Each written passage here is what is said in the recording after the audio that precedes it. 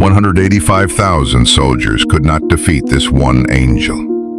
King Hezekiah was in the lineage of David and was one of the very few kings who did things God's way and abolished high places of vital worship. In his 14th year of reign, the king of Assyria captured the fortified cities of Judah, all except Jerusalem. Hezekiah did not want his people to suffer the same fate as Israel, so he paid a ransom to the king of Assyria to keep his people from being wiped out.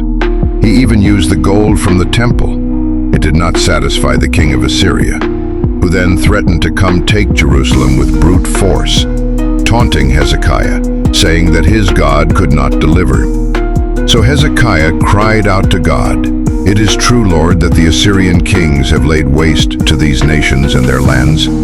Now, Lord God, deliver us from his hand." The Lord responded, saying, "I have heard your prayer. I will defend the city and save it." That night the angel of the Lord went out and put to death 185,000 in the Assyrian camp.